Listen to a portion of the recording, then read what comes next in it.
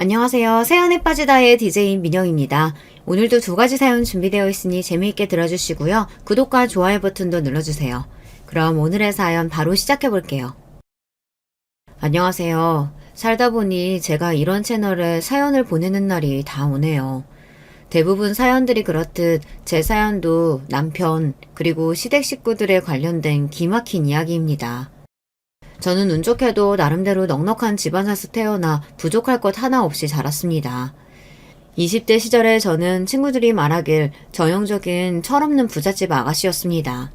어렸을 적부터 원하는 것이 있으면 모두 가질 수 있었고 부모님께서는 외동딸인 저를 정말 예뻐해 주셨어요. 주변의 모든 어른들이 저를 예뻐라 예뻐라 하시며 호통 한번 치시지 않고 오냐오냐 키웠으니 공주님이 따로 없었죠. 세상이 마냥 아름답게만 보였습니다. 솔직히 말해서 저 스스로도 제가 철이 늦게 들었다고 생각합니다. 지나치게 순수하고 세상 물정을 모르는 아가씨였죠. 그러니 얼굴만 번지르르 하고 실속은 전혀 없는 남편 같은 남자에게 홀라당 넘어가 결혼을 한 거 아니겠습니까? 남편과 저는 대학에서 처음 만난 사이였어요. 당시 저는 경영학과의 신입생이었고 남편은 의과대학에 다니는 학생이었습니다. 친구의 소개로 만난 사이였고 저는 남편에게 첫눈에 반했습니다. 저희 둘의 나이 차이는 궁합도 안 본다는 4살 차이였어요. 철없는 신입생이 보기에 4살 차이 의대생 오빠는 그저 멋있게만 보였습니다. 남들보다 저를 좀 더 잘 챙겨주는 것 같고 다정한 말투로 걱정도 해주고 잘생긴 얼굴로 웃어주기까지 하니 저도 모르게 남편에게 마음이 갔습니다. 결국 급속도로 사이가 발전해 연인이 되었어요. 20살이 된 후 처음으로 하는 연애에 정말 행복했습니다. 그렇지만 남편은 잘난 외모와는 다르게 소문이 그닥 좋지 않은 남자였어요. 제가 남편과 교제를 시작했다는 소식에 과선배들이 하나같이 저를 걱정하기 시작했습니다. 처음에는 그저 남편과 저 사이를 질투하는 사람들이 제게 거짓말을 하는 것이라 생각했지만 시간이 좀 지나고 나니 그게 아니라는 것을 알게 되었어요. 남편은 학교에서 소문난 바람둥이였습니다. 잘생긴 놈은 얼굴값 한다고 남편이 그 말에 딱 들여맞는 인간이었던 거예요. 남편은 지독하게 여자를 밝히기로 유명한 사람이었고 소문이 어찌나 무성한지 의과대가 아닌 경영대 학생들도 전부 그를 알고 있을 정도였어요. 그 사실을 알고 있던 여자 선배들은 아무것도 모르는 신입생인 저를 걱정해 준 것이었습니다. 처음 그 소문을 듣게 되었을 때는 충격적이긴 했지만 남편이 잘생기고 매력적이니 여자들에게 인기가 많은 것은 당연한 일이라는 생각이 들었습니다. 바람둥이라는 소문도 그저 잘난 남편을 질투하는 사람들이 만들어낸 것뿐이라고 생각했고요. 하지만 남편과 교제 기간이 길어질수록 그 모든 것들이 헛소문이 아니라는 사실을 알게 되었습니다. 남편은 저를 두고 다른 여자들에게 예쁘다, 귀엽다는 등의 칭찬을 남발했어요. 심지어 제가 바로 옆에 있을 때도 마찬가지였습니다. 제가 그런 남편에게 왜 다른 여자들 칭찬을 하냐 따져 물으면 그냥 순수한 선의로 칭찬하는 거다. 사회생활의 일종이다. 그럼 난 평생 다른 사람 칭찬도 하지 말고 살라는 거냐. 오히려 적반하장으로 화를 냈습니다. 아무리 칭찬이 사회생활의 일종이라고 한들 솔직히 정상적인 남자라면 연인 앞에서 다른 여자에게 이쁘다는 등의 칭찬은 안 하는 게 맞지 않습니까? 게다가 남편은 빈번히 낯선 여자들과 단둘이 식사를 하거나 만남을 가졌습니다. 칭찬까지야 100번 양보해서 참는다고 해도 다른 여자들과 데이트 마냥 어울리는 건 도저히 견딜 수가 없더군요. 화를 내는 제게 남편은 그 여자와는 그저 친구일 뿐이다. 친구랑 둘이서 밥도 못 먹냐. 왜 내 인간관계를 네가 전부 통제하려고 하냐. 오히려 저를 이상한 사람으로 몰아갔습니다. 지금 와서 돌이켜보면 정말 말도 안 되는 논리였죠. 하지만 당시 20대 초반이었던 저는 남편만큼 노련하지 못했습니다. 게다가 순수하고 철없던 시절 처음으로 했던 연애였기에 더더욱 남편에게 휘둘릴 수밖에 없었습니다. 결국 그렇게 대학생활 내내 다른 여자들과 어울리는 남편을 지켜보기만 하다 졸업을 했어요. 가장 비참했던 것은 그런 남편에게 헤어지자는 말을 차마 꺼낼 수 없었다는 것입니다. 제가 남편을 많이 좋아했거든요. 남편은 제가 어린 시절 상상했던 백마탄 왕자님 같은 남자였어요. 잘생긴 외모에 큰 키, 다정한 성격에 무려 의대생이었으니 능력까지 좋았죠. 집안 배경에 대해서는 잘 알지 못하지만 평소 돈도 시원시원하게 쓰고 씀씀이가 큰 것 같아 보여서 부잣집 아들 같았습니다.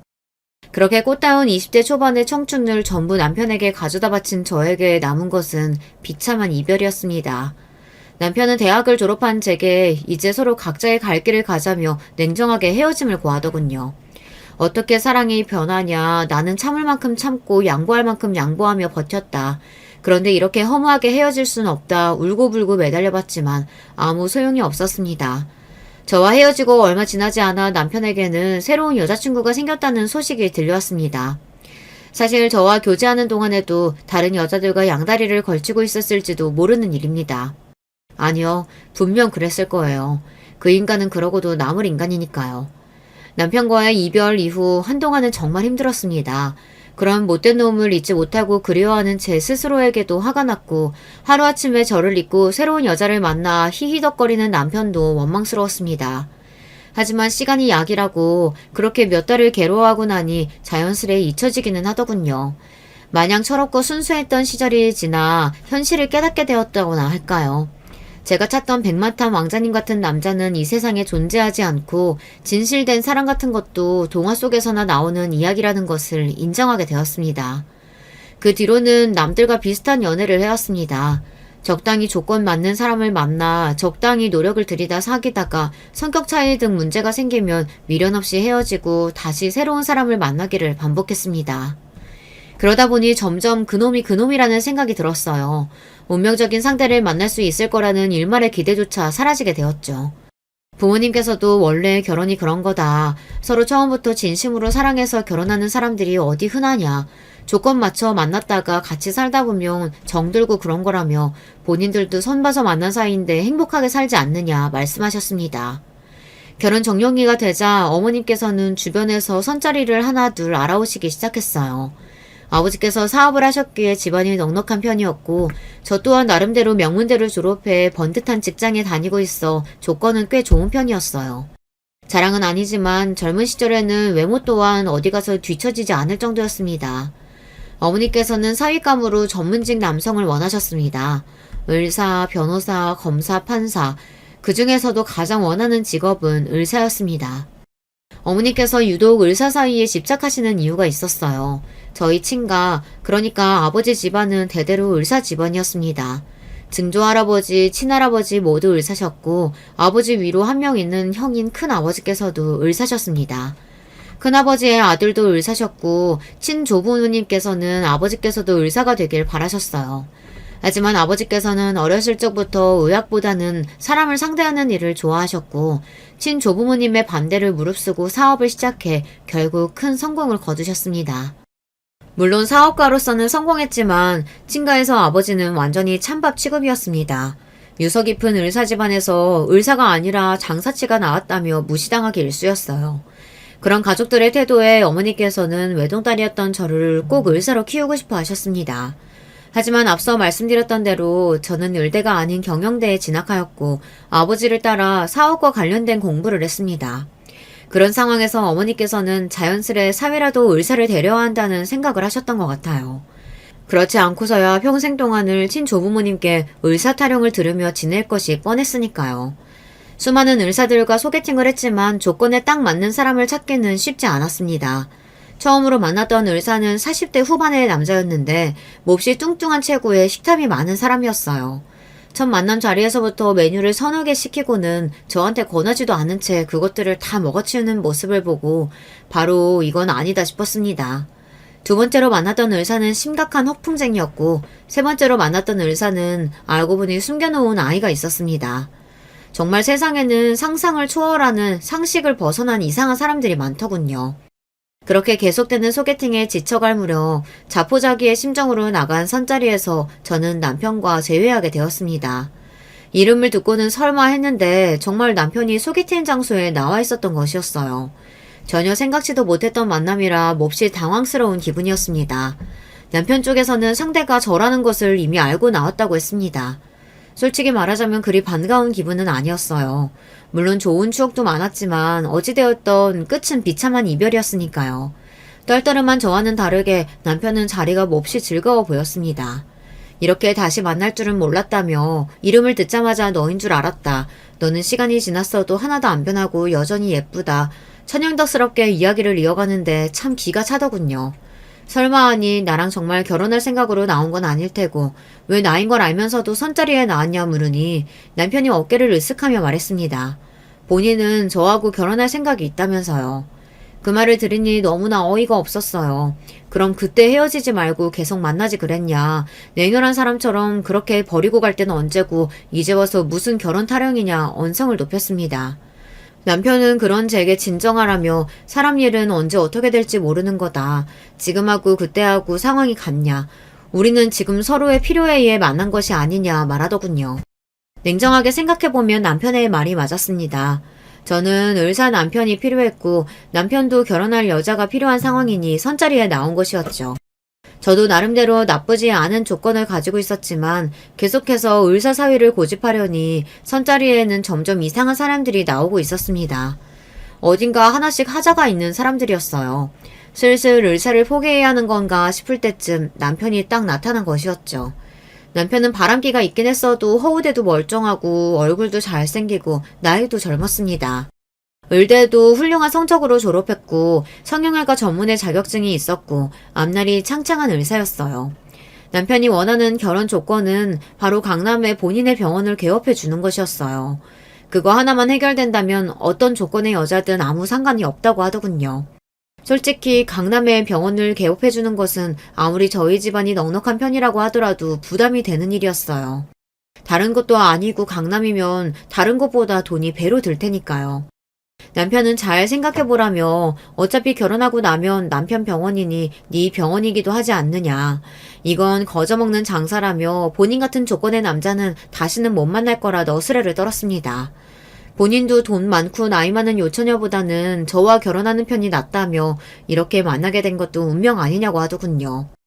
처음에는 괘씸하고 어이가 없었지만 곰곰이 생각해볼수록 남편의 말이 틀린 것도 아니었습니다. 어렸을 적에야 철이 없어 다른 여자들을 만나고 다녔지만 설마 하니 지금도 그 버릇을 못 고쳤을까 싶었어요. 적어도 최소한의 양심이 있는 사람이라면 강남에 병원을 차려준 아내에게 못할 짓은 안 하겠지 싶기도 했고요. 물론 그것들은 전부 제 아니란 생각이었습니다. 한때나마 지독하게 사랑했던 사람이니 그렇게까지 최악의 인간은 아니라고 믿고 싶었던 모양입니다. 강남에 병원을 개업해달라 요구했다는 말에 아버지께서는 처음에 난색을 표하셨습니다. 얄궂게도 당시 아버지 사업이 조금 휘청이고 있었기 때문이에요. 아버지 사업 사정이 어려운 것을 뻔히 알면서도 이런 무리한 부탁을 하려니 저도 마음이 불편했습니다. 어머니께서는 하자 있는 인간에게 시집 보낼 바에야 조금 무리해서라도 병원을 차려주는 것이 낫다며 어차피 결혼하고 나면 그 병원 사모님 되는 것 아니냐. 집이나 차도 아니고 병원이면 차려주는 게 맞다 아버지를 설득하셨고 그렇게 저희 집안에서는 무리를 해서 남편에게 강남에 병원을 차려주게 되었습니다. 한 가지 의문이었던 건 대학 시절 남편은 분명 명품을 걸치고 다닐 정도로 집안이 넉넉해 보였는데 왜 시댁에서 도움을 받지 않고 병원을 차려준 여자를 찾으러 다닌 걸까 생각이었어요. 알고 보니 남편의 집안은 말 그대로 아무것도 없는 콩가루 집안이었습니다. 대학 시절 남편이 들고 다녔던 명품들은 전부 본인이 어울려 다녔던 여자들이 선물해 준 것이었고 씀씀이가 커 보였던 것도 전부 여자들에게 뜯어낸 돈으로 부자 행세를 했던 것이었어요. 시아버지께서는 젊은 시절 건축 현장에서 일하시다 지금은 몸이 다쳐 집에서 쉬고 계셨고 시어머니는 식당 일을 하면서 생계를 이어가고 있었습니다.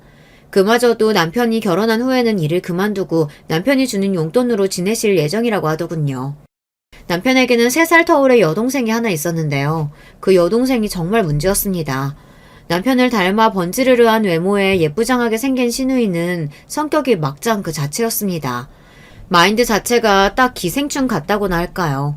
뭐든 간에 본인이 열심히 일해서 스스로 벌어먹고 살 생각은 없고 언제나 남들에게 빌부터 사는 인간이었어요.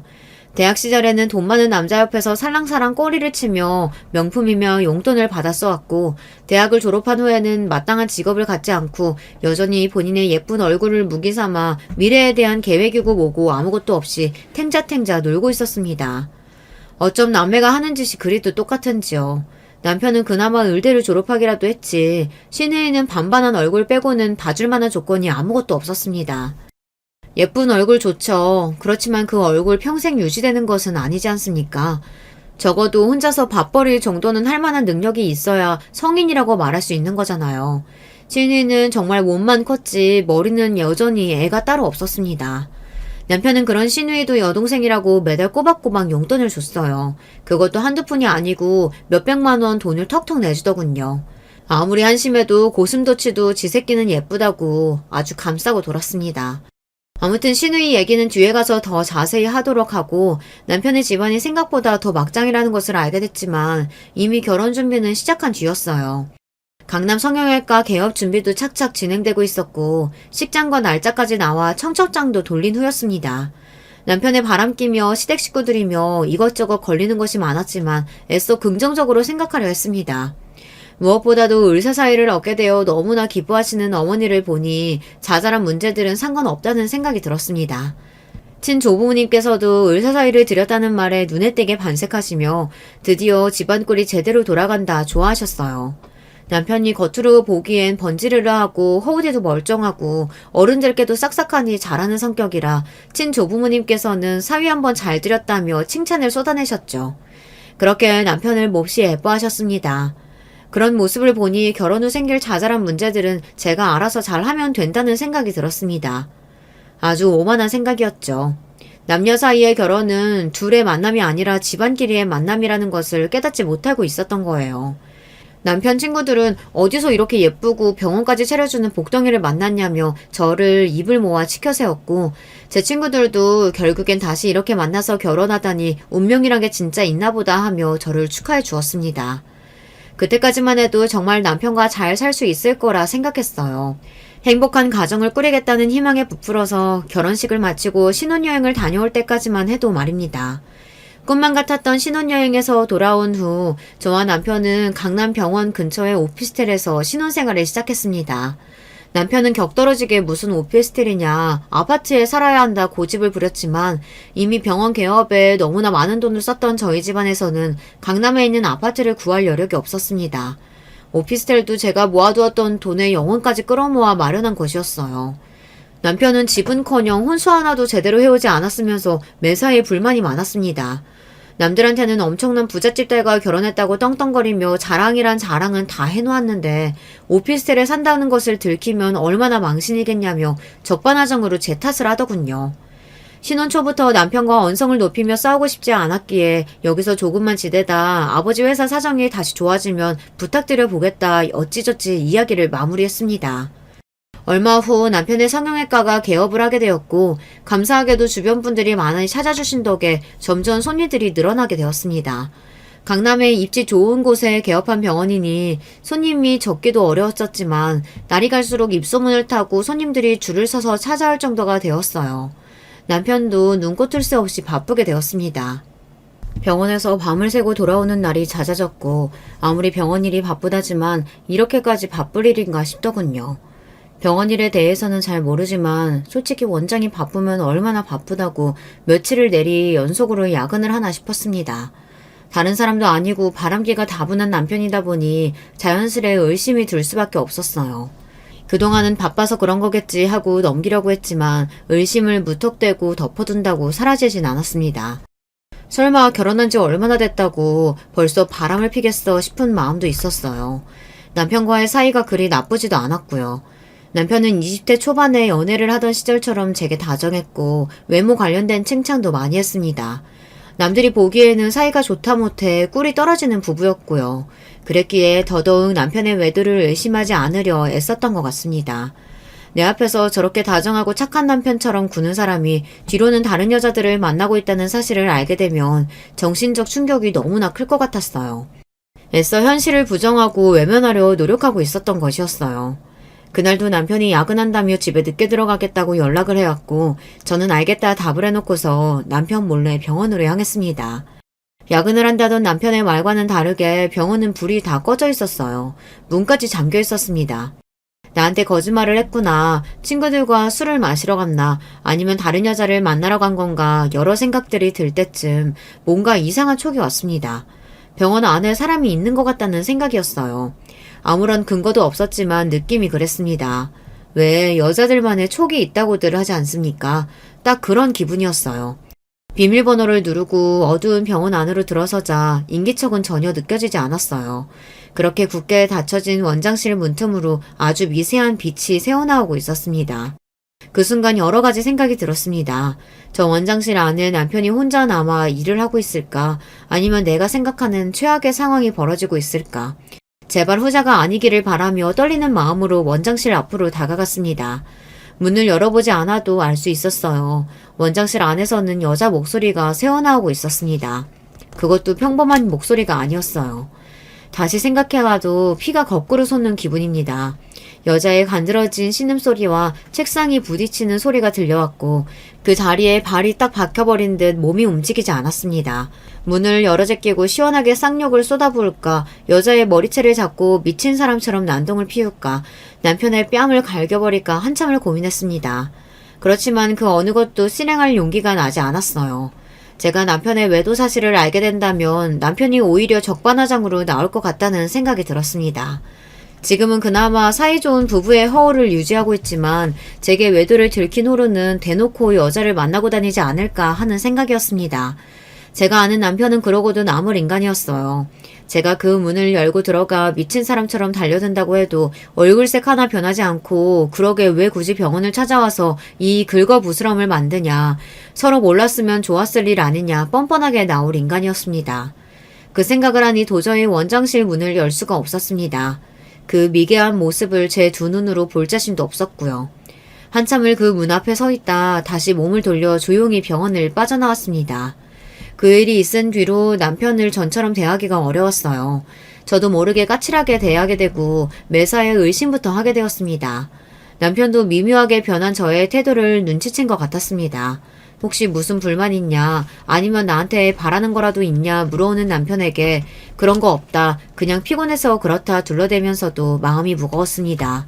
앞으로 평생을 함께 살아야 할 사람인데 이렇게 무턱대고 감정을 묻어두는 것이 맞나 싶었어요. 그렇다고 남편의 외도 사실을 들먹이며 서로 얼굴을 붉히고 싸울 자신도 없었습니다. 결혼 전 자잘한 문제들을 스스로 해결할 수 있을 거라고 생각했던 오만한 자신에게 후회도 들었습니다. 사람은 쉽게 변하지 않는다고 20대 초반에 그렇게 고생을 하며 연애를 했으면서 무슨 자신감으로 이 남자와 아무 문제 없이 행복하게 살 수 있다고 생각했던 걸까 싶었습니다. 매일같이 저를 괴롭히는 생각은 도대체 그 여자가 누구였을까 하는 의심이었어요. 남편의 주변에는 여자들이 참 많았습니다. 당장 병원만 해도 예쁘고 젊은 간호사들이 수두룩했어요. 대학 동기 여의사들도 있었습니다. 병원을 찾는 손님일 수도 있었고 제가 모르는 또 다른 곳에서 만난 여자일 수도 있었습니다. 의심이 의심의 꼬리를 물고 계속해서 이어지다 보니 별별 이상한 상상까지도 다 들었고 너무나 고통스러웠어요. 남편이 간호사와 이야기하는 모습만 봐도 그때 그 여자가 저 간호사는 아닐까, 저 불려시 같은 년이 내 남편을 꼬신 건 아닐까 하는 비이성적인 생각까지 들었습니다. 제 이런 의심을 눈치채기라도 한 건지 남편은 한동안 야근도 하지 않고 집에 제 시간에 꼬박꼬박 잘 들어왔어요. 다른 여자를 만나는 것 같은 정황도 보이지 않았고요. 시간이 좀 흐르자 제가 의부증에 걸려 그때 헛것이라도 들은 게 아닌가 싶을 정도였어요. 남편은 너무나 가정적이고 다정한 남편이었고 병원 간호사들도 모두 입을 모아 저런 완벽한 남편이 어디 있냐며 잘생기고 아내만 바라보고 능력까지 좋은 남편이라니 사모님은 너무 좋으시겠다 남편을 치켜 세웠습니다. 남편이 별다른 의심이 갈 만한 행동을 하질 않으니 점점 마음이 안정되어 갔습니다. 나중에는 그날 밤의 일이 헛것이 아니라 사실이었다 하더라도 하룻밤의 불장난 정도는 눈 감고 넘어가 줄 수 있다는 생각까지 들 정도였어요. 그만큼 남편은 가정에 충실했고 저희 가족들에게도 잘했습니다. 처음에는 강남의 병원을 개업해달라는 요구에 남편을 속물처럼 생각하셨던 아버지께서도 어른들께 싹싹하니 잘 대하는 남편을 보며 생각보다는 괜찮은 놈인 것 같다고 넌지시 칭찬을 건네시기도 했어요. 상황이 그렇게 흘러가니 지금처럼만 가정에 충실하고 다정한 남편 역할을 잘한다면 남편이 저를 속이고 뒤로 여자 하나 둘 만나고 다니는 것 정도야 참고 살 수 있다는 생각이 들었습니다. 지금 생각해보면 참 말도 안 되는 생각인데 그때는 왜 그런 생각을 했는지 모르겠습니다. 어떻게 해서든 남편과의 관계를 안정적으로 유지해야 한다는 강박이 있었을지도 모르겠습니다. 강남의 병원까지 개업해가며 성사시킨 결혼인데 절대 파토낼 수 없다는 부담감이 있었던 것 같아요. 이혼하게 된다면 부모님께도 못할 짓이라는 생각이 들더군요. 저 하나만 참고 넘어가면 모두가 행복할 수 있다고 생각했던 것 같습니다.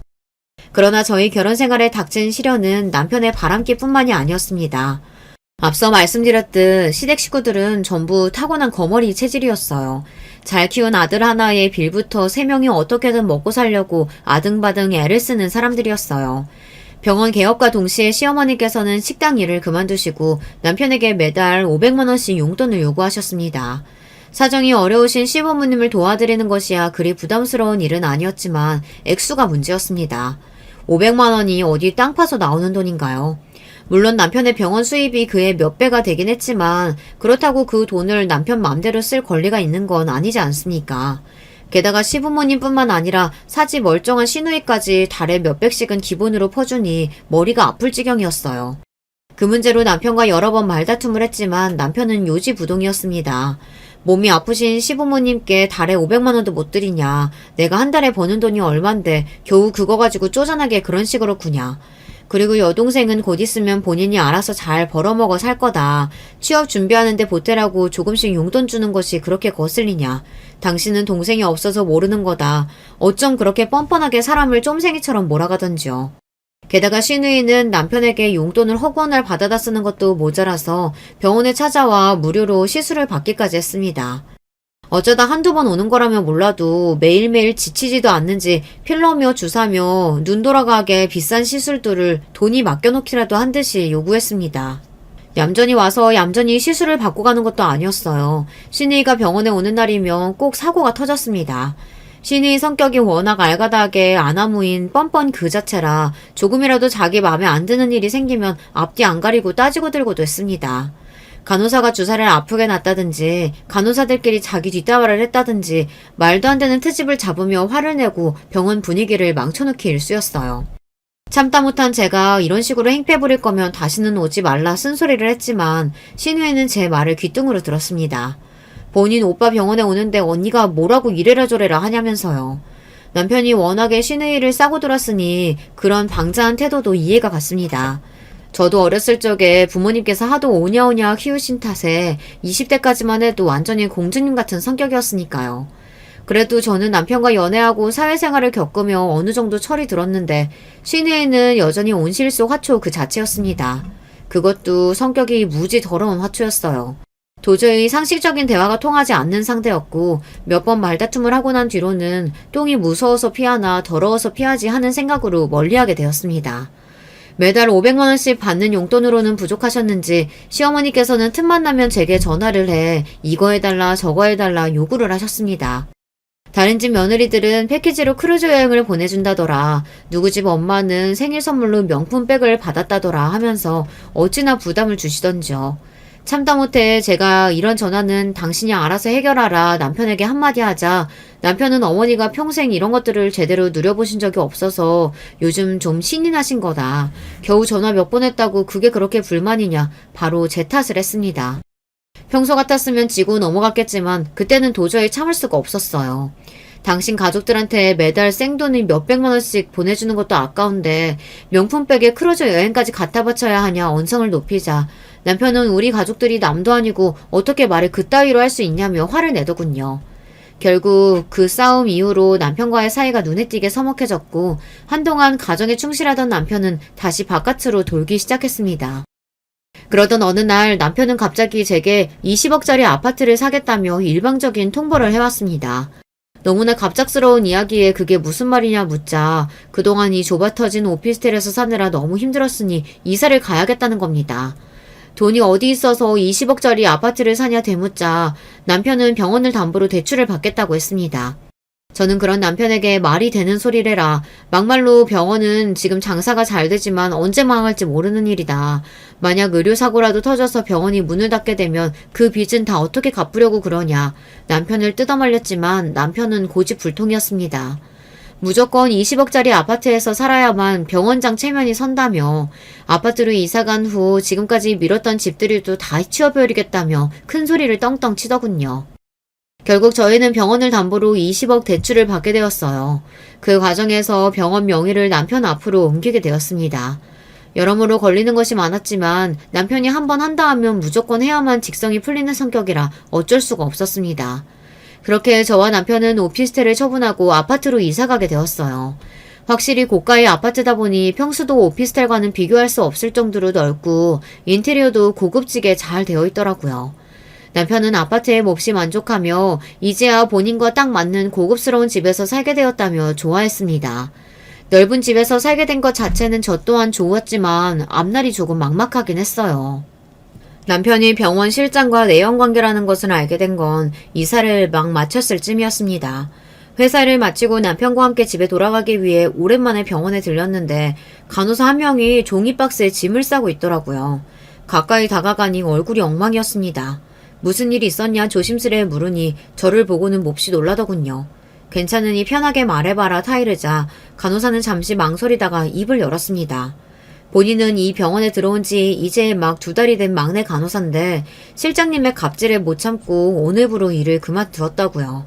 막내 간호사는 그만두는 마당에 전부 말씀드리겠다며 제게 정말 놀라운 이야기를 쏟아냈습니다. 병원 실장과 저희 남편이 예연관계라는 사실을 병원의 모든 간호사들이 다 알고 있다. 그런데 실장이 입단속을 시켜서 사모님 앞에서는 다들 원장님께서 아내 바라기니 뭐니 말도 안 되는 소리를 하는 거다. 사모님이 안 계실 때는 실장이 지가 진짜 원장님 부인이라도 되는 듯 갑질을 하고 간호사들을 부려먹는다. 실장 갑질에 못 이겨 그만둔 간호사들이 한둘이 아니다. 저도 버텨보려고 했는데 도저히 못 해먹겠어서 나가는 거다. 못 믿겠으면 지나가는 간호사들 붙잡고 물어봐라. 둘이 바람피고 있는 거 모르는 간호사가 없다. 다들 한통속이다. 도무지 믿기지 않은 이야기를 쏟아내는데 머리가 띵해졌습니다. 집에 돌아오는 길 내내 그날 밤의 일이 떠올랐습니다. 원장실에서 남편과 함께 있었던 그 여자가 그럼 병원 실장이었겠구나. 그 실장은 평소에 일도 빠릿빠릿하게 잘하고 제게도 싹싹하게 굴던 여자라 개인적으로 예뻐하던 동생이었습니다. 뒤에서 남편과 그렇게 더럽게 붙어먹고 있는 줄도 모르고 명절이면 보너스를 챙겨주고 병원에 들릴 때마다 안부를 물으며 가까이 지냈었다니. 그 여자가 속으로 저를 얼마나 비웃고 무시했을지 정말 천불이 나는 기분이었어요. 그러나 그 사실을 알게 되었다고 해서 제가 할 수 있는 일은 없었습니다.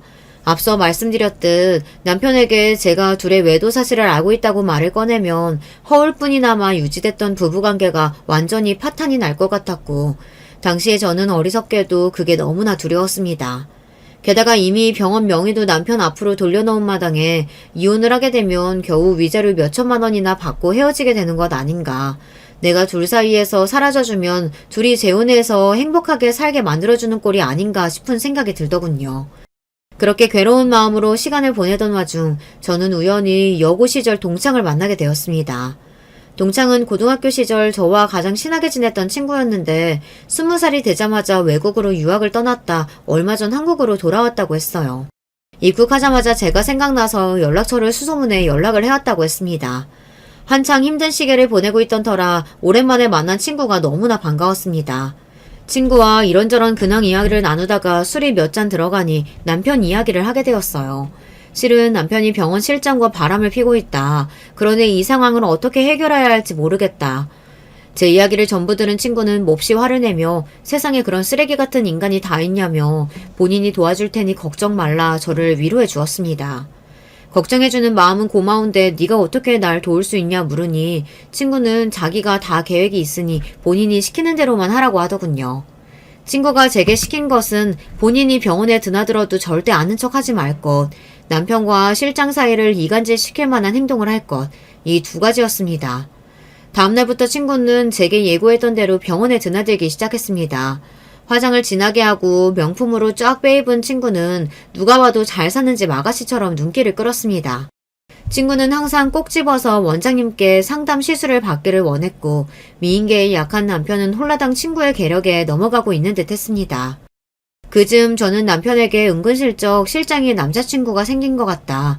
저번에 병원 지하주차장에서 봤는데 웬 모르는 남자랑 다정하게 껴안고 그 남자 차를 타고 가더라. 거짓 소문을 흘렸고 실장에게는 남편이 실장 말고도 어울리는 여자가 많다는 듯한 분위기로 이야기를 꺼냈습니다. 연애 시절부터 하도 바람기가 심해서 이제는 거의 포기하고 살고 있다면서요. 솔직히 계획을 실행하면서도 반신반의였습니다. 아무리 그래도 남편이 이렇게 얕은 수에 쉽게 넘어올까 생각이 들었거든요. 하지만 남편은 제 생각보다 더 단순하고 멍청한 인간이었나 봐요. 친구는 남편 앞에서 본인이 엄청난 부잣집 딸이지만 아직까지 운명의 짱을 만나지 못해 결혼을 못한 여자인 척 이야기를 흘렸고 본인 앞으로 물려받을 재산만 몇백억이 된다는 거짓말을 했다고 합니다. 친구가 입고 다니는 명품이며 끌고 다니는 비싼 차를 보고 남편은 그 거짓말을 홀라당 믿어버린 것이었어요. 친구는 저처럼 제법 넉넉한 집안에서 태어나 자란 부잣집 아가씨이긴 했지만 물려받을 재산이 그 정도로 많은 재벌은 아니었습니다. 전부 남편을 꼬여내기 위한 거짓말이었고 친구는 본인과 결혼하면 남편에게 병원 2호점, 3호점을 개원해주고 지금 살고 있는 20억 아파트보다 더 큰 아파트로 이사갈 수 있게 해주겠다 살살 바람을 불어넣었다고 합니다.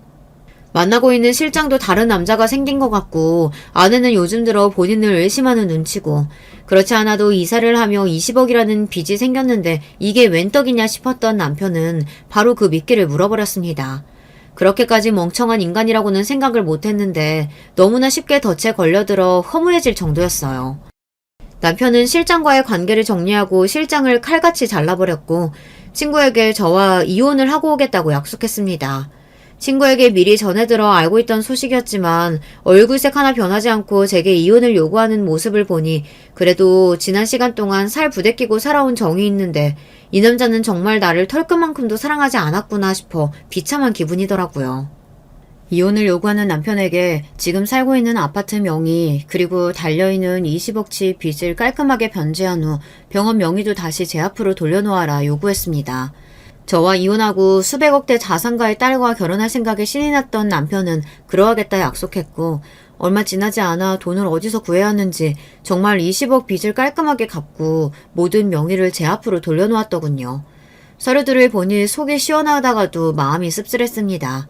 그렇게 이혼 도장을 찍어주고 저와 남편은 완전히 남남이 되었어요. 그 뒤로 저희 남편, 아니 이제는 전 남편이 되어버린 그 남자가 어떻게 되었을지는 안 봐도 뻔하시죠. 이혼 도장이 찍힌 서류를 당당히 들고 친구에게 돌아간 남편은 대차게 퇴짜를 맞았습니다. 친구는 그동안 당신같이 여꺼운 인간 얼굴 보면서 사탕 발린 말하느라 비위상해 죽는 줄 알았다며 사람이 주제를 알아야지 어디 쥐뿔도 없는 인간이 나 같은 여자랑 결혼하려고 했냐 말을 싹 바꾸고 남편을 쫓아냈다고 합니다.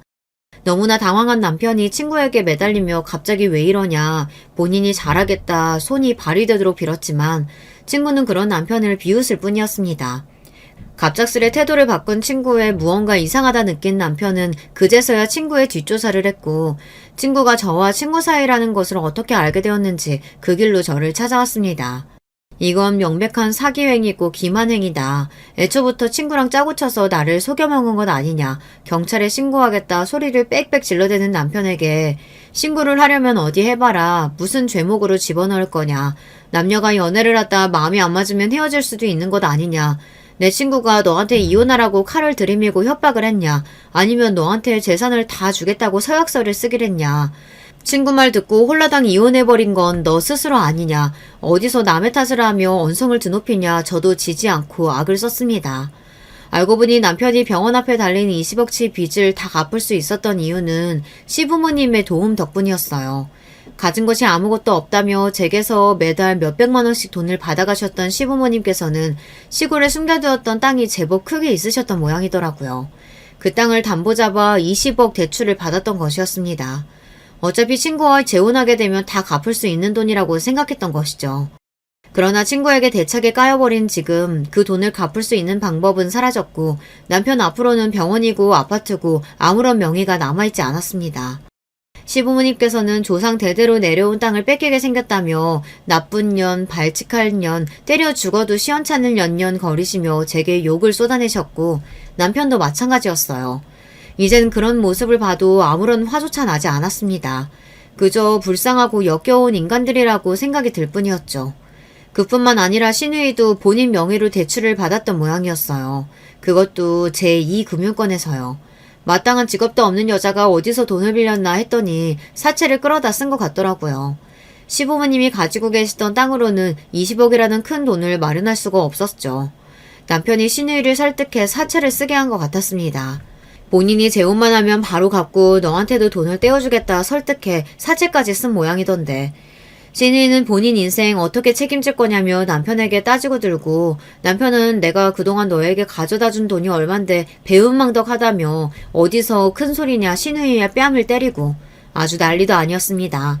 그 모습을 보고 있으려니 머리가 아파질 지경이라 경찰 부르기 전에 당장 내 눈앞에서 꺼지라고 소리를 질렀고, 남편은 병원만이라도 본인 명의로 돌려달라며 뻔뻔하게 요구를 해왔습니다. 그런 남편을 보니 참 기가 차더라고요. 도대체 사람이 어떻게 그렇게까지 뻔뻔하고 아나무인일 수 있나. 애초에 그 병원도 우리 아버지가 개업해 주신 것 아닌가. 처음부터 당신 손에는 아무것도 없었다. 전부 당신이 자초한 일이고 욕심부린 벌이다. 이제 당신 애들하고는 평생 엮이고 싶지 않으니 말도 안 되는 소리 하지 말고 썩 꺼지라고 했습니다. 그러나 말로 해서 들을 인간들이었다면 애초에 저를 찾아오지도 않았겠죠.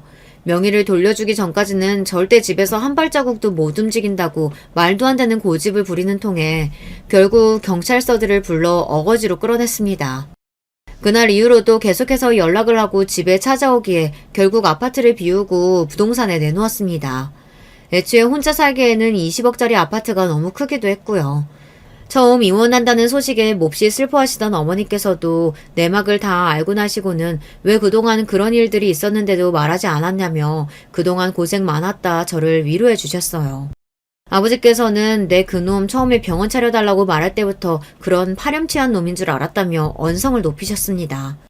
그래도 어찌됐든 병원은 물론 아파트까지 전부 제 명의로 돌렸고 깔끔하게 합의 이혼까지 했으니 불행 중 다행이라고 생각했습니다.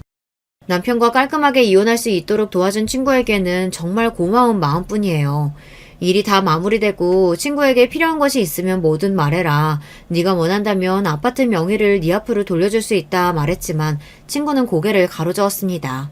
자기가 한 일은 그저 옆에서 남편을 살살 꼬여낸 것뿐이고 친구로서 이 정도 일은 아무것도 아니라면서요. 입장을 바꿔서 만약 저였어도 본인이 이런 상황에 처해 있었으면 발벗고 나서도 도와주지 않았겠냐면서 부담스럽게 친구 사이에 큰돈 주고받지 말자 딱 잘라 제 선물을 거절했습니다. 이제 막 한국에 돌아와 아는 사람도 없고 심심했는데 이혼도 했으니 앞으로 본인과 자주 만나 밥도 먹고 놀아달라며 너스레를 떠는데 너무 고마운 마음이었습니다. 친구와는 지금도 일주일에 2-3번씩 만나 함께 식사도 하고 쇼핑도 하는 가까운 사이예요. 휘청이던 아버지 사업은 최근 들어 다시 제자리를 찾아가고 있고 병원도 세를 내주어 매달 큰돈이 월세로 들어오고 있습니다. 아파트가 팔리면 그 돈은 전부 부모님께 그대로 드릴 생각이에요. 어렸을 적부터 저를 키워주시고 제가 결혼할 수 있도록 어려운 상황에도 병원까지 개업해주신 분들께 약소하게나마 보답한다고 생각하려고요. 어머니께서는 아이도 없고 아직 젊은 나이니 더 늦기 전에 재혼처를 알아보시고 싶은 눈치였지만 저는 남편과의 일을 겪고 나서 결혼 생각이 싹 사라졌습니다. 앞으로 한동안은 남자한테 눈길도 주지 않을 것 같아요. 그동안 마음고생한 스스로에게 재충전할 시간을 주고 싶습니다. 그리고 아무리 생각해도 전 남자 보는 눈이 너무 없는 것 같아요. 그런 쓰레기 같은 인간에게 2번이나 반해 제 무덤을 스스로 팠으니 말입니다. 좀 더 나이가 들고 연륜이 생기면 괜찮은 남자를 알아볼 수 있게 될지도 모르는 일이지만 일단은 남자보다 제 일에 집중하려고 합니다. 대학 동기들을 통해 건너 들려오는 소문으로는 전 남편은 서울 구석에서 페이닥터로 일하고 있다고 하더라고요. 그마저도 일하는 족족 빚 갚는 데 써야 할 테니 온 가족이 옹기종기 모여 어디 반지 앞방에서나 살고 있을지 모르겠습니다. 이제는 신경 쓸 필요도 없고 궁금하지도 않은 이야기입니다. 빚쟁이들에게 쫓겨가며 불쌍하게 살고 있든 끼니도 제대로 해결하지 못하고 거지들처럼 길거리에 나앉아있든 전부 자업자득이라고 생각합니다. 애초에 남편이 바람도 피지 않고 쓸데없는 욕심만 부리지 않았다면 평생 시댁 식구들 모두 남편에게 빨대 꽂고 잘 살 수 있었을 텐데요. 남편이 멍청한 데다 욕심만 많았던 덕에 제가 이렇게 시원하게 복수에 성공했으니 나름대로 고마운 일일지도 모르겠네요. 어찌되었던 제 이야기는 여기서 마무리하겠습니다. 들어주신 모든 분들께 감사드리고 모두 좋은 하루 되시길 바랄게요. 안녕하세요. 저는 서울 사는 50대 여자입니다. 요즘 부쩍 날씨가 더워졌는데 여러분은 어떻게 지내세요? 에어컨과 선풍기가 없다면 저는 벌써 더위를 먹었을 거예요. 유난히 더위에 약해서 여름이 되면 몸에 열이 나고 땀도 무척 많이 흘린답니다. 밖에 나갈 때는 걸어야 하는 상황이 오면 반드시 양산을 들고 나가곤 해요. 집에서도 항상 얼음물을 먹을 정도로 더위에 약한 제가 오늘은 이 무더위를 날려버릴 시원한 사연을 가져왔습니다. 제가 인생을 살며 참 다사다난했는데요. 그 중에서도 제일 시원한 사이다 사연이랍니다. 이 사건을 생각하면 자다가도 웃음이 나올 정도로 통쾌한 사연이니 끝까지 집중해서 들어주세요. 오늘 얘기할 사연은 바로 제 딸과 관련된 사연이랍니다. 이 사연을 듣는 분 중 혹시 자식이 있는 분들 있으세요? 모든 부모라며 공감할 텐데 제 인생은 딸을 낳기 전과 후가 아주 다르답니다. 사실 딸이 태어나기 전의 인생은 잘 기억도 나지 않아요. 우리 미영이 학교에서 엄마 없다고 누가 놀려도 절대 기죽지 마. 알겠지? 네 엄마는 너를 얼마나 사랑했는지 몰라. 비록 몸이 좋지 않아서 이른 나이에 하늘로 갔지만 아빠는 엄마가 하늘에서 우리를 보고 있다고 생각해. 나도 우리 엄마가 항상 아빠랑 내 주변에 있다고 생각해.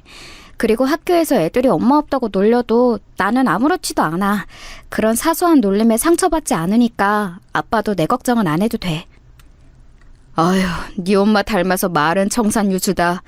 우리 미영이 말하는 것을 보면 꼭 먼저 죽은 네 엄마가 생각이 나. 네 엄마도 진짜 똑똑하고 당찬 여자였거든. 아무튼 아빠는 우리 미영이가 행복하게 살았으면 좋겠어. 저는 엄마가 없이 자라서 제 소원은 내 자식에게 사랑을 많이 주는 엄마가 되는 거였습니다. 학창 시절에 엄마가 없다고 놀림을 받는 일도 적지 않았지만 그럴 때마다 상처를 받고 의기소침하진 않았어요. 그저 지나가는 과정이라고 생각했습니다. 힘들 때마다 오히려 공부에 매진했더니 성적도 높아서 나중에는 친구들이 저를 놀리지도 않았어요. 미영아, 그렇게 혼자 도서관에 남아서 제일 마지막까지 공부하더니 결국 대학에 합격했구나. 진짜 축하한다. 선생님은 미영이가 이렇게 좋은 대학에 입학할 줄 알았어. 높은 성적으로 서울에 있는 대학에도 합격했었어요. 슬프지만 우리 아빠가 벌어오는 돈은 많지 않았습니다. 이렇다 할 능력이 없어서 제대로 된 직장에 다니지 못했어요. 그저 공사장에 가서 막노동으로 하루 벌어 하루 먹고 사는 형태였습니다. 그런 아빠를 원망하거나 하지는 않았지만 등록금이 없어 결국 다니던 대학을 자퇴할 때는 눈물이 나왔어요. 미영아, 미안하다. 아빠가 우리 딸 대학에 힘들게 들어갔는데 그거 끝까지 다니게 하지도 못하고 너한테는 그냥 미안한 마음뿐이다. 아빠는 하늘에 있는 네 엄마 얼굴을 어떻게 보니? 저승에서 만나면 그저 미안하다고 또 빌어야지. 아빠 왜 울어? 울지 마. 나도 사실 속상하긴 해. 그래도 어쩔 수 없잖아. 우리가 돈이 없는데 내가 공부하겠다고 대학에 간 것부터가 사치였어. 빚도 많은데 돈을 벌 생각을 해야지 무슨 공부야. 대학을 돈 때문에 자퇴한 저는 바로 공장에 들어갔어요. 가발을 만드는 공장이었는데 몸이 매우 힘들었습니다. 그런데 몸이 힘드니까 머릿속으로 아무 생각을 하지 않아서 좋더라고요. 공장을 다니니 확실히 돈이 생겨서 빚도 차츰 갚아나갔어요. 아빠랑 먹고 싶은 음식도 많이는 아니어도 월급날이 되면 먹을 수 있었습니다. 그렇게 공장에서 일하며 청춘을 보내던 도중 과연 결혼할 수 있을지 의문이 들었어요. 당장 이렇게 아빠와 겨우 살아가는데 누가 나랑 결혼할지 궁금했습니다. 그런데 이런 생각도 사치였어요. 왜냐하면 아빠가 갑자기 암에 걸리셨거든요. 미영아, 아빠가 너한테 인생에서 빚진 게 너무 많다. 우리 미영이 어려서부터 엄마 없이 자라게 한 것도 미안한데 이렇게 아파서 병원비가 벌써 얼마니. 부모가 제대로 역할도 못 해줘서 너무 미안해. 아빠한테 만약 큰 수술이 필요하다고 하면 그냥 안 한다고 해. 아빠는 나 때문에 우리 딸이 힘들어하는 거 절대 못 참아. 그걸 말이라고 해? 내가 왜 이렇게 대학도 자퇴하고 공장에 들어가서 개같이 돈 버는데? 그거 다 아빠랑 행복하게 살려고 그러는 거잖아. 나한테 유일한 가족인 아빠랑 어떻게든 이 험한 세상 살아보려고 애쓰는 거 몰라? 도대체 왜 그런 말을 해? 아빠는 본인이 암에 걸려서 미안하다고 사과를 몇 번을 했는지 몰라요. 그런 아빠를 보며 참 속상했습니다. 왜 제 인생은 이런 건지 하늘의 원망도 많이 했어요. 그러다 저는 운명처럼 어떤 남자와 사랑에 빠지게 되었는데 그 남자는 아빠가 입원한 병원의 의사였어요. 아빠의 병을 간호할 사람을 찾지 못해서 제가 공장에 가는 시간이 아니면 무조건 병원에 갔거든요.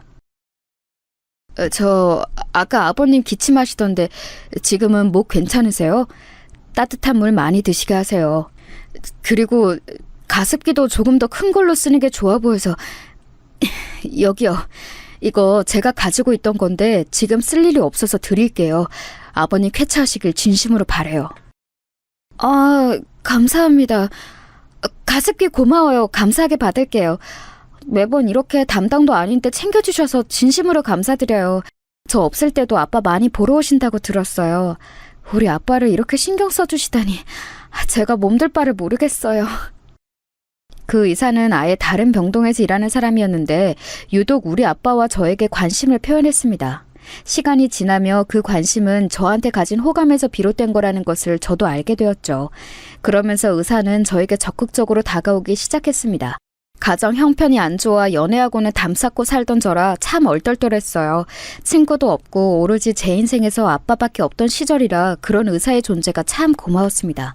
조심스럽고 진지하게 시작한 의사와의 관계는 제 인생에 많은 영향을 끼쳤어요.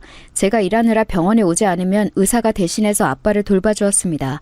저는 아빠한테 진심으로 대하는 모습을 보며 마음을 완전히 의지하게 되었어요. 그렇게 제가 의사와 한 번에 결혼에 성공했으면 이 사연을 제보하지도 않았을 거예요. 남자가 저에게 진지하게 결혼하자고 얘기한 바로 며칠 뒤 어떤 아줌마가 저를 찾아왔어요. 병동에서 아빠의 간호를 하고 있는데 누가 찾아와서 제 머리채를 잡았습니다. 아빠가 다행히 잠을 자고 있던 상태라 머리가 잡힌 채로 아줌마를 복도로 꺼내왔어요. 누구세요? 갑자기 들어오셔서 이러면 어떡해요? 아줌마! 이게 무슨 짓이에요? 경찰 부를 거예요? 야, 이년아, 경찰? 불러. 네가 우리 아들 꼬셨지? 어디서 우리 아들하고 결혼할 생각을 해? 집안도 근본도 없는 주제. 우리 아들이 뭐가 부족해서 너 같은 애랑 결혼해? 너 당장 내 아들한테서 떨어져. 대학도 안 나오고 공장 다니는 년이 감히 의사랑 결혼하려고 꼬리를 쳐? 미쳤어? 미쳤냐고? 바로 그 사람은 제가 결혼을 약속한 남자의 엄마였어요. 복도가 울리도록 쩌렁쩌렁하게 소리를 질러서 지나가는 환자와 간호사들이 다 쳐다보았습니다. 선생님, 여기서 이러시면 안 돼요. 지금 안정을 취해야 하는 환자도 많고 다른 곳에 가서 얘기해 주시겠어요? 학생! 이 손님 데리고 다른 곳으로 가서 얘기하고 와요. 이거 놔요! 야, 네가 입이 있으면 말을 해봐. 양심이 어디 간 거야? 감히 고졸 주제 의사랑 결혼하려고 해? 애초에 그런 목적으로 의사 하나 잡아서 인생 피려고 했지? 꿈도 꾸지 마. 내 눈에 흙이 들어가도 나는 내 아들하고 너 같은 년 결혼 못 시켜. 알겠어? 슬프게도 너무 어렸던 저는 아줌마의 욕설에 아무 대응하지 못했어요. 그리고 아줌마가 하는 말에 반박을 심하게 할 수도 없었죠. 누가 봐도 의사와 고졸 출신 공장에서 일하는 사람은 맞지 않잖아요. 그래서 그저 눈물을 흘리고 있었는데 그때 남자가 호출을 받고 사건이 발생한 곳으로 달려왔습니다. 어머니, 여기서 뭐 하시는 거예요? 미영 씨, 죄송해요. 제가 며칠 전에 결혼 얘기를 슬며시 꺼냈는데 우리 부모님이 아직 옛날 분들이라. 엄마, 제가 잘 설명한다고 했잖아요. 설명? 다 필요 없어. 나는 죽어도 저 여자랑 결혼 못 시키니까 그렇게 알아. 다 죽어가는 환자를 장인어른으로 모시고 싶니? 네가 하도 착하고 순진해서 뭘 모르나 본데. 저 여자가 애초에 다 우리 재산을 노리고 접근한 거라고. 저는 제가 만나던 그 의사가 얼마나 잘난 집안인지 몰랐어요. 그저 저를 위로해주고 하도 우리 아버지를 잘 챙겨줘서 만났던 거였거든요. 그렇게 한바탕 소동이 지나가고 저는 결혼 생각을 접게 되었습니다. 미영 씨, 내가 대신 미안해요. 우리 엄마가 이렇게 병원에 찾아와서 난리칠 줄은 전혀 몰랐어요. 그러니까 결혼하지 말자는 그 말 취소하면 안 될까요? 저는 미영 씨를 보자마자 첫눈에 반했어요. 제 인생에서 미영 씨 같은 사람을 다시 만날 수는 없을 것 같아요. 미영 씨를 놓치면 계속 후회할 것 같아요. 저도 진영 씨가 좋아요. 그런데 결혼이라는 건 우리가 서로 사랑한다고 사랑만으로 할 수 있는 건 아니잖아요. 그러니까 우리는 여기까지가 맞는 것 같아요. 저도 결혼보다는 지금 아버지 회복에 집중하고 싶어요. 검사 결과를 들으니 아빠도 얼마 남지 않았다고 하더라고요. 실제로 아빠는 그때 암 말기여서 건강이 위독한 상태였어요. 그래서 저는 결혼해서 빨리 아기를 가지고 아빠에게 온전한 가정을 이뤘다는 것을 자랑스럽게 보여주고 싶었거든요. 그런데 이렇게 병원까지 찾아와서 말릴 정도면 결혼 자체가 힘들겠다는 생각이 들었습니다. 진영 씨, 미안해요. 우리 그냥 여기까지만 하고 정리해요. 저는 지금 머릿속에 아빠 걱정으로 가득 찬 상태고 진영 씨 어머님하고 대치하고 싶지 않아요. 다른 불필요한 생각을 하고 싶지 않아요. 미안해요. 그동안 진짜 고마웠어요. 이 은혜는 고맙게 생각해요. 미영 씨, 저는 미영 씨 절대 포기 못해요. 미영 씨가 괜찮아질 때까지 그저 기다릴게요. 우리 부모님의 반대도 제가 어떻게든 해결할게요. 그러니까 안 좋은 생각은 하지 말아요. 지금은 상황을 지켜보도록 해요.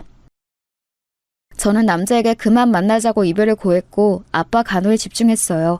그 뒤로 남자의 엄마도 저를 찾아오지 않았습니다. 그렇게 아빠에게 집중한 지 1년 뒤에 아빠는 그만 엄마 곁으로 떠났습니다. 그때 제 나이가 24살이었는데 지금 생각하면 저 나이에 어떻게 버텼는지 모르겠어요. 한순간에 부모를 다 잃은 저는 너무 속상했고 세상이 원망스러웠습니다. 또한 의지할 곳이 너무 필요했어요. 사실 헤어지자고 했지만 의사는 계속해서 제 곁을 지켜주었습니다. 심지어 아빠가 돌아가시는 그 순간에도 제 옆에 있었어요. 결혼할 때도 계속 끼니를 챙겨주고 아빠에게 필요한 것들을 많이 챙겨주었죠. 헤어졌지만 헤어진 상태로 아무도 보지 않았을 정도였어요. 미영 씨, 아버지 돌아가신 거 안타깝게 생각해요. 그동안 너무 고생 많았어요. 미영 씨는 할 만큼 하셨어요. 하늘에서 아버님도 따님 뿌듯하게 생각하실 거예요. 그러니까 너무 상심하지 말고 미영 씨는 미영 씨의 인생을 살도록 해요. 진영 씨 고마워요. 안 그래도 요즘 의지할 곳이 절실한데 이렇게 저를 생각해 주다니 감동이에요. 제가 힘들 때마다 제 옆에서 누구보다 힘이 되는 존재라 얼마나 고마운지 몰라요. 저는 그렇게 의사와 다시 만나게 되었어요. 부모님이 없이 혼자 남겨진 저한테 저 남자는 제 구원자였습니다. 그렇게 시작된 연애는 참 행복했어요. 둘이 있으며 세상을 다 가진 기분이 들었습니다. 하지만 동시에 결혼 생각을 시작하며 속이 갑갑했어요. 시부모님의 반대를 어떻게 해결할지 걱정되었죠. 미영 씨가 무엇을 걱정하는지 알아요. 하지만 우리 서로를 누구보다 사랑하잖아요. 그러니까 아무리 부모님이 반대해도 우리 물러서지 말아요. 우리의 사랑은 누구보다 견고하잖아요. 제가 결혼 얘기가 나오면 표정이 어두워지니 의사는 그런 저를 안심시켰어요. 그때 저는 아빠와 살던 단칸방에서 살던 때였고 공장은 그만둔 상태였습니다. 아빠가 죽은 뒤로 자꾸 다른 생각이 나서 일에 집중할 수가 없었거든요. 미영 씨, 저와 결혼해서 집에서 아이를 키우며 사는 것은 어때요? 저는 예전부터 제 아내가 따뜻한 저녁밥을 하고 기다리는 것을 바랬어요. 미영 씨라면 현명하고 다정하니까 제가 원하던 아내의 역할을 잘 해낼 것 같아요. 저도 미영 씨가 그렇게 바라던 남편에 걸맞게 행동할게요. 제가 걱정할 때마다 남자는 확신을 주었습니다. 그래서 물러설 곳도 없이 저는 시댁에 인사를 가게 되었어요. 그런데 여러분, 저는 처음 인사 간 날 시댁 안으로 들어갈 수도 없었습니다. 여기가 어디라고 저 천한년이 찾아와? 우리 집에 만만해? 감히 고졸에다 직업도 없으면서 친정도 없는 주제에 의사 집안에 빌붙을 생각을 해? 내가 절대 안 된다고 몇 번을 말했냐? 당장 돌아가. 내 아들한테서 떨어져! 시어머니는 급기야 집안에서 소금을 가져와서 저에게 뿌리기 시작했습니다. 너무 모욕적이었지만 그때는 물러설 생각이 없었어요. 저한테 이 남자는 이미 제 전부였거든요. 엄마 그만해요. 저는 미영 씨가 아니라면 결혼하고 싶지 않아요. 제 운명의 상대를 만났다고 했잖아요. 도대체 언제까지 이러실 거예요? 그렇게 엄마가 사랑하는 아들이 결혼하고 싶은 상대를 드디어 만났는데 제발 허락해주세요. 내 아들을 어떻게 홀렸길래 우리 착한 아들이 이렇게 나오니? 내 아들이 어떤 자식인 줄 알아? 무려 3대 독자라고. 너 같은 애가 건들 사람이 아니야. 양심이 어디 있는 거야? 내 아들하고 결혼할 여자가 한 트럭이야. 어머니, 제가 잘할게요. 저 진짜 어머님이 원하시면 대학도 다시 입학할게요. 저 고졸이지만 입학은 명문대에 입학했었어요. 돈도 결혼 허락만 해주시면 공장에 다녀서 많이 벌게요. 실망시키지 않도록 최선을 다할게요. 제발 허락해주세요. 듣기 싫다. 당장 내 집에서 꺼져. 여보, 경찰 불러. 말이 안 통하네. 시어머니는 생각보다 반대가 정말 심하셨어요. 결혼 허락을 받으려고 얼마나 애를 썼는지 모릅니다. 그때는 이 남자가 아니라면 제 인생에 결혼과 사랑은 없을 거라 생각했어요. 그래서 어머니가 반대할수록 남자와 저는 더 가까워졌습니다. 이 고난만 버티면 모든 것이 우리 뜻대로 될 것 같았어요. 결국 1년 동안의 결혼 허락 기간이 지나고 남자와 저는 결혼할 수 있었습니다. 그 비결은 바로 남자가 호기롭게 부모님에게 말했어요. 저 미영 씨와 결혼하지 못한다면 집안 병원을 물려받지 않을 거예요. 지금 다니는 병원도 사직서를 내고 어디 시골에 들어가서 혼자 스님이 되어 살도록 하겠습니다. 이렇게 미영 씨와의 결혼이 간절하고 꼭 하고 싶어요. 의사 면허를 가지고 사직서를 실제로 쓰고 시부모님께 보여줬다고 하더라고요. 결국 시아버지가 본인 병원을 남자가 물려받는다는 조건으로 결혼을 허락하셨어요. 그렇게 결혼에 성공한 저는 이제 행복 시작이라고 생각했습니다. 물론 그 생각은 제 오산이었어요. 왜냐하면 오히려 불행이 시작되었거든요. 너는 의사 남편을 두었으면 당연히 새벽 4시에 일어나서 아침밥을 할 생각을 해야지. 지금이 몇 시인데 퍼질려 자고 있니? 나 같으면 내 인생에 의사 남편이 나타났으면 황송해서 잠도 못 잤을 텐데 너는 속도 좋다. 시아버지는 결혼 허락을 하시며 남편과 제가 꼭 시댁에서 같이 살길 원하셨어요. 그래서 살던 단칸방을 정리하고 시댁에서 신혼생활을 시작했는데 너무 힘들었습니다. 시어머니는 결혼 전부터 저를 마음에 들어하지 않으셨잖아요. 결혼식을 올리고 같이 산 뒤로는 더욱 심해졌어요. 특히 남편이 없으면 저를 더 대놓고 싫어하셨습니다. 남편이 있어야 그나마 대놓고 욕하거나 뭐라 하지 않으셨죠. 그래서 저는 집에서 항상 남편이 집에 오길 바라고 말았어요. 예, 너 지금 뭐 하는 거니? 지금 너는 음식이 입으로 넘어가? 당장 내일이 제삿날인데 재료도 다듬고 손님 받을 준비를 해야지. 친척들이 다 오시는데 이렇게 한가하게 앉아서 밥을 먹을 때야? 아휴, 이래서 근본 있는 집안의 사람을 들여야 하는 건데. 심지어 시댁은 제사가 1년에 무려 14번이나 있었어요. 제삿날마다 온 친척들이 다 시댁으로 방문했습니다. 그 제사의 음식은 오로지 저 혼자 감당해야 했어요. 너무 힘들었는데 여기다 시부모님의 생신 그리고 명절까지 있는 달이면 잠을 자는 것이 아니고 기절하듯 잠들었답니다. 이렇게 힘든 날이 연속으로 지속되자 저는 점점 살이 빠지게 되었어요.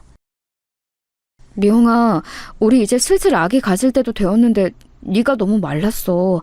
밥을 잘 챙겨 먹어야 해. 원래 산모가 건강해야 아이도 건강하게 자라거든. 알지?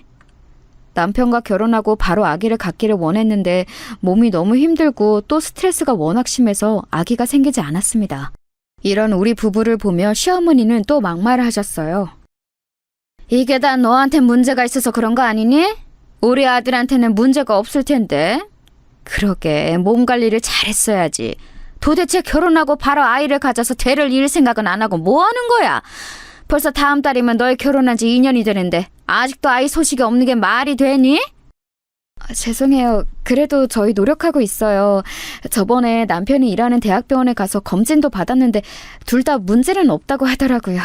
마음을 편하게 가져야 한다고 해서 최대한 스트레스를 받지 않으려고 노력 중이에요. 어머님, 조금만 더 기다려주세요. 노력만 하면 어떡해. 당장 하루하루가 급하니 아이를 잘 갖도록 네가 노력해야지. 원래 임신은 여자 몸에 따라 다른 거야. 아휴, 이런 것도 알기는 하는 거야. 고졸이라 믿을 수가 있어야지. 아휴. 시어머니는 남편이 없으면 저를 앉혀놓고 종일 이런 자른 소리를 계속하셨어요. 그래서 나중에는 남편이 출근할 때가 되면 저는 자연스럽게 표정이 매우 굳고는 했습니다. 남편도 중간에서 얼마나 곤란했는지 몰라요. 당당하게 맞서고 싶어도 현실적으로 시부모님에게 지원을 많이 받고 있었고 남편이 시아버지 병원을 물려받을 예정이라 심하게 반발할 수도 없었답니다. 그러던 어느 날 드디어 그렇게 바랬던 임신을 하게 되었어요. 그래, 수고 많았다. 우리한테도 드디어 손주가 생기는구나. 친구 녀석들이 손주 자랑을 할 때마다 얼마나 부러우는지 몰라. 그래, 아가. 혹시 먹고 싶은 거 있으면 언제든지 말하렴. 알겠니? 제가 임신하자 시아버지의 태도가 한층 누그러지셨어요. 원래 되게 무뚝뚝하셔서 말씀도 많지 않으셨거든요. 그런데 임신 이후로는 저한테 너그럽고 다정하게 변하셨습니다. 그런데 이런 시아버지를 보고 시어머니는 제가 더 싫어졌나 보더라고요. 아유, 걸리적거려. 괜히 여기서 알짱거리지 말고 저리 가. 너 그리고 내가 화장실 청소 아까 하라고 했는데 안 했지? 임신했다고 집안일 안 할 생각은 하지도 마. 알겠어? 어째 임신 이후로 시어머니 행패는 날이 갈수록 더 심해졌어요. 그렇게 임신하라고 할 때는 언제고 저를 더 괴롭혔습니다. 나중에는 시어머니의 목소리만 들어도 깜짝 놀라고 손발이 떨릴 정도가 되었어요. 그러다 어느 김장을 하던 날이었는데 종일 쭈그려 앉아있으니 허리가 끊어질 것 같더라고요. 임신한 상태라 안 그래도 몸이 좋지 않았는데 잠깐 쉬려고 일어났더니 시어머니가 또 저에게 뭐라 하기 시작했습니다. 오늘 안에 김장 100포기 하라고 했잖아. 너는 어째 애가 그렇게 꾀만 부릴 생각을 하니? 임신한 게 대수야, 어? 시댁을 도대체 뭐로 보고 그러는 거야? 어머니, 그게 아니고 제가 지금 너무 허리가 아파서요. 10분만 쉬고 바로 다시 할게요. 어머니! 내 배! 어떡해! 시어머니는 제가 조금만 쉰다고 하자 저를 뒤로 밀어버렸어요. 몸이 무거운 상태였고 힘들게 일한 뒤라 저는 휘청거리며 넘어지게 되었습니다. 안정을 취해야 하는 시기에 저는 그만 오히려 유산을 하게 되었죠. 엄마, 도대체 미영이한테 왜 그러세요? 엄마가 원하던 임시까지 한 사람한테 이래도 되는 거예요? 미영이가 엄마 마음에 들지 않아도 제 마음에 든다고요. 제발 이제 며느리로 받아주세요. 내가 일부러 그런 것도 아니고 그냥 나는 며느리가 김장하느라 힘드니까 그저 조금 쓰다듬어서 안마해주려고 한 건데 아들, 네가 어떻게 엄마한테 그러니?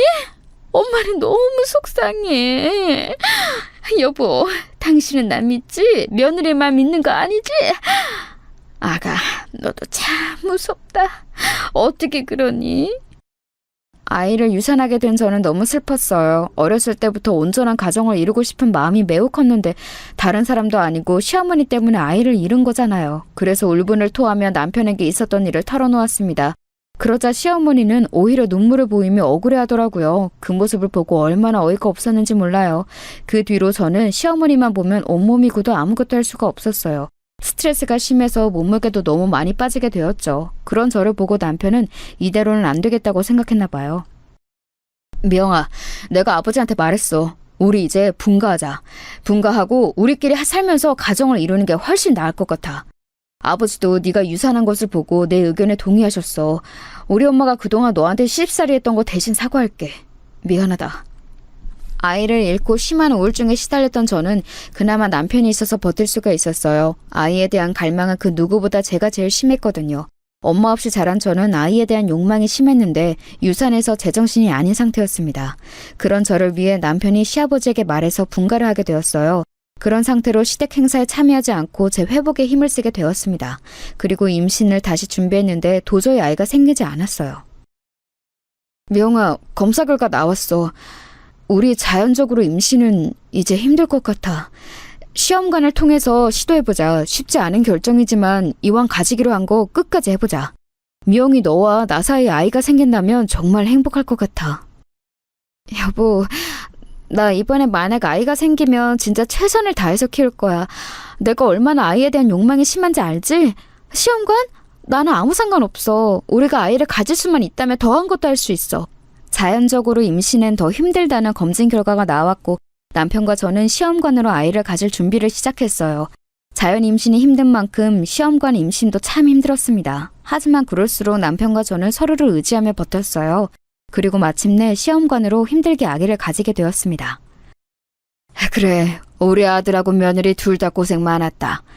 이번에는 부디 몸조리를 잘해서 출산까지 아무 일 없이 건강하게 낳도록 하자. 명희, 네가 힘들면 우리 집 행사에 임신기간 동안 오지 않아도 된다. 시아버지는 그런 저를 위해 무려 제사와 명절 때도 원할 때만 오라고 하셨어요. 저를 생각해 주신 시아버지 덕분에 저는 아주 편하게 태교할 수 있었습니다. 이 점이 시어머니의 심기를 건들 줄은 전혀 몰랐죠. 그 상태로 저는 아이를 출산했는데 아이의 성별은 딸이었어요. 사실 저는 속으로 내심 딸이 태어나길 원했습니다. 왜냐하면 같은 성별이라 공감대도 더 많아 보였고 말도 잘 통할 것 같았거든요. 그래도 만약 아들이 태어났어도 실망하거나 그러지는 않았을 거예요. 너무 바랬던 아이라 성별이 크게 중요하지 않았거든요. 물론 딸이라면 더 좋았겠지만 아들이어도 싫지는 않았을 거라 확신해요. 남편도 저와 같은 마음이었습니다. 아이야 가질 수 있으면 더 가져도 되는 거니까요. 그런데 시어머니는 전혀 아니었나 봐요. 대를 이어야 하는데 무슨 딸을 낳니? 아유, 아들을 낳아야 네 남편을 이어 의사가 되어 병원을 이어봤지. 딸을 낳으면 그게 무슨 소용이야? 다음에는 노력해서 아들을 가져라. 어머니, 그래도 딸도 소중한 자식이잖아요. 딸도 귀엽고 예쁘니까 너무 미워하지 마세요. 우리 영지 남편 닮아서 눈도 크고 예쁘잖아요? 대를 잇는 건 아들이야. 아우, 꼴도 보기 싫으니 저리 치워라. 임신기간 내내 시댁은 오지도 않더니 그래놓고 낳은 건 딸이야? 참 기가 막혀. 시어머니는 우리 딸들 대놓고 미워하셨어요. 시아버지가 그래도 딸을 예뻐하셔서 시댁에 시간이 나면 자주 갔는데 시어머니는 한 번도 우리 아이를 안아준 적이 없습니다. 애가 울음소리가 큰 거 보니까 크게 될 아이인가 보다. 우리 진영이를 따라 의사가 되면 얼마나 좋을까. 요즘은 여자 의사도 많으니까 기대가 된다. 여보, 무슨 소리를 하는 거야? 당연히 아들이 이어야지. 다음에는 아들을 낳을 수 있을 거야. 그리고 아기 너무 그렇게 안고 있지 마. 버릇 나빠지니까. 여자 목소리가 원래 담을 넘으면 안 되는 건데 쟤는 누구 닮아서 저렇게 울음소리가 큰 거야? 엄마, 그래도 제 자식인데 예뻐해 주세요. 아들이 아니어도 딸도 요즘은 대를 잇고 그래요. 아기도 사람이라 다 감정이 있는데 너무 미워하면 명지도 상처받아요. 상처를 받고 말고 그게 뭐가 중요해. 중요한 건 바로 아들이 아니라는 거지. 아우, 됐다. 나는 할 말 없다. 보기 싫으니 내가 피해야지. 시어머니는 급기야 나중에는 제가 딸을 데려가면 방으로 피신하기도 하셨어요. 제가 만약 혼자 방문할 때는 제 얼굴도 보지 않으셨죠. 저도 사람이라 당연히 상처를 받았습니다. 하지만 시어머니는 그런 제 반응을 신경도 쓰지 않았고 심지어 딸이 크면서 더 미워하는 게 심해졌습니다. 그러다 제가 더는 못 참고 이혼하게 된 계기가 발생했어요. 그날은 명절 전이라 제가 미리 가서 음식을 준비하고 있었습니다. 딸이 그때 8개월이라 많이 어렸어요. 아직 어른들이 먹는 음식을 다 먹이지는 않고 있던 상태였습니다. 그런데 제가 요리하느라 정신없는 사이 시어머니가 어른들이 먹는 김치를 딸한테 먹이더라고요. 매운 게 입에 들어간 딸은 숨을 헐떡거리며 울기 시작했어요. 어머니, 영지한테 뭐 먹이셨어요? 혹시 김치 먹이셨어요? 아직 너무 아기라서 물에 씻은 김치도 먹이면 안 되는데. 어떡해. 아가 괜찮아? 세상에 어떡하지? 아니, 너무 어릴 때부터 그렇게 가래서 먹이면 아이한테도 좋지 않아. 너는 왜 그렇게 애가 유난이니? 나는 우리 진영이 키울 때 그렇게 유난으로 키우지 않았어. 애를 좀 방목하며 키워야 잘 자라지. 우리 아들 봐라. 그러니까 의사 됐잖아. 그건 나중 일이고요. 지금은 우리 딸 겨우 8개월이잖아요. 아무리 제가 싫고 딸이 마음에 들지 않으셔도 이렇게 매운 김치를 먹이시면 어떡해요. 어머니, 진짜 너무하시네요. 뭐? 너 말 다 했어? 지금 시어머니한테 소리를 질러? 너 미쳤어? 어? 지금 뭐 하자는 거야? 딸 낳은 게 자랑이니? 어? 엄마 없이 자란 걸 이렇게 티내는 거야? 네? 지금 뭐라고 말씀하셨어요? 어머니, 말씀이 매우 지나치시네요. 아무리 그래도 그런 말을 저한테 어떻게... 어머니가 저 마음에 들어하지 않는다는 거 저도 아는데요. 그래도 이러시면 안 되는 거죠. 내가 없는 말을 지어냈냐? 네 딸도 너처럼 잘하는 거 아니니? 아유, 꼴도 보기 싫어. 저는 시어머니의 막말에 너무 큰 상처를 받았어요. 충격의 눈물이 하염없이 흘렀는데 시어머니는 그런 제 딸과 저를 꼴도 보기 싫다고 하셨죠. 순간 머릿속에 많은 생각이 스쳐 지나갔습니다. 제가 아무리 정상적인 가정을 꿈꾼다고 해도 이런 시어머니와 남은 인생을 함께할 수는 없었어요. 우리 딸한테도 그건 못할 짓이라고 생각했죠. 남편과의 관계도 문제가 없었고 시아버지는 다정했지만 시어머니를 더는 견딜 수가 없었습니다. 그렇게 저는 이혼을 하게 되었어요. 미영아, 내가 입이 10개라도 할 말이 없어. 나는 너와 이혼하기 싫어. 그런데 내가 하기 싫다고 상처받은 너를 붙잡는 것은 너한테도 못할 짓이라고 생각한다. 그동안 나와 살아줘서 고마워. 우리 서류상으로 이혼해도 인연을 끊지는 말자. 나는 너를 아직 사랑해. 나도 당신은 최고의 남편이자 아빠라고 생각해. 당신 엄마가 싫어서 이혼하는 거지 당신과의 인연의 끈이 끊어진다고는 생각하지 않아. 내가 얼마나 정상적인 가정을 꿈꿨는지 알지? 우리 영지를 위해서도 우리 계속 연락하자. 당연하지. 내가 미영이 너를 사랑하는 것처럼 영지도 무척 사랑해. 우리가 영지를 가지려고 얼마나 노력했는지 기억나지? 영지를 위해서라도 계속 연락하자. 적어도 우리가 딸한테 부끄러운 엄마와 아빠가 되기는 싫어. 제가 시어머니에게 시집살이를 너무 크게 당했던 것을 남편은 이미 알고 있었어요.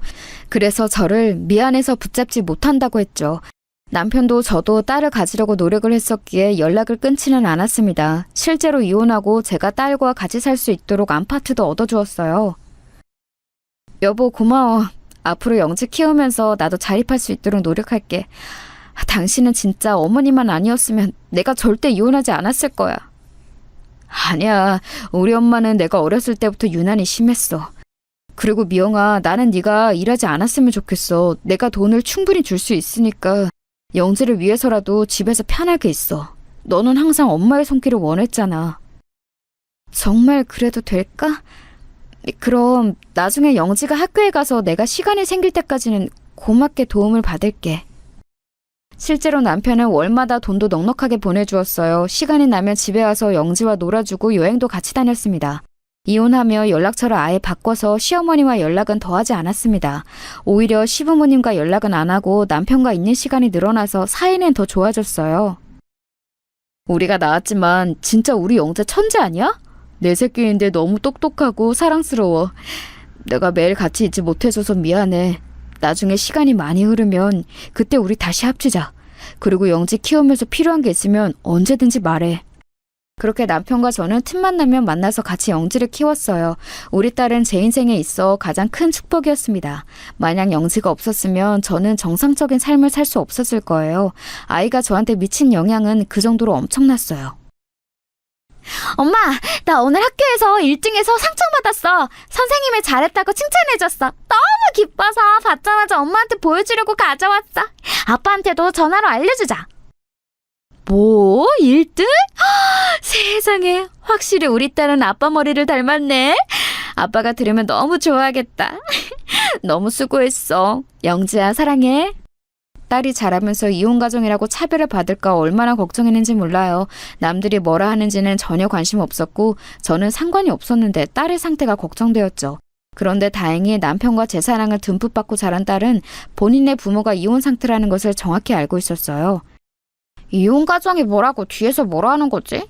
엄마, 나는 남들이 우리 가족에 대해 뭐라 하든지 아무 신경이 쓰이지 않아. 중요한 것은 엄마랑 아빠가 나를 얼마나 사랑하는지가 중요하지.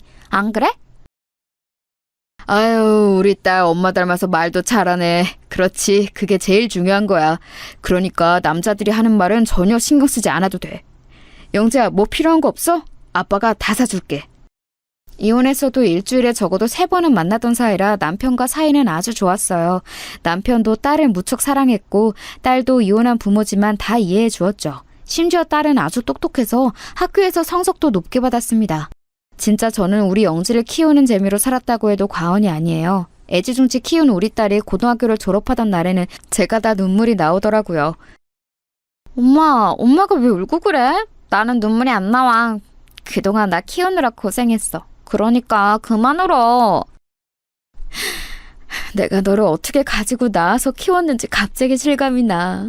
우리 영지가 이제 성인이라고? 그렇게 작던 네가 성인이라니 엄마는 너무 기뻐. 여보, 당신도 믿기지 않지? 우리 딸이 성인이래. 우리가 영지를 가지기까지 얼마나 많은 일이 있었어. 그러니까 말이야, 감회가 새롭다. 그래도 결과적으로 우리가 이렇게 다 건강하고 행복하게 사니까 얼마나 다행이야. 나는 미영이 네가 행복하면 나도 좋아. 딸은 서울에 있는 명문대학에 입학했어요. 워낙 똑똑한 아이라 대학에 가서도 장학금을 타기도 했습니다. 열심히 공부도 하고 연애도 하던 딸은 우수한 성적으로 졸업했어요. 제가 대학을 졸업하지 못했던 것을 기억하시나요? 그래서 딸이 대학을 졸업할 때도 감회가 새로웠답니다. 이렇게 영지는 저한테 딸이자 제 인생의 전부였어요. 대학을 졸업하고 대기업에 입사한 딸은 몇 년 일하더니 글쎄 결혼하겠다며 사위를 데려왔습니다. 안녕하세요, 장모님. 영지한테 얘기 들었습니다. 혼자 영지 키우느라 고생 많으셨어요. 앞으로 제가 영지 손에 물 한 방울 묻히지 않게 하겠습니다. 사위는 아주 듬직한 풍채를 가지고 있었어요. 서글서글한 인상이 아주 좋았습니다. 저런 남자라면 우리 딸을 믿고 보낼 수 있겠다 싶었어요.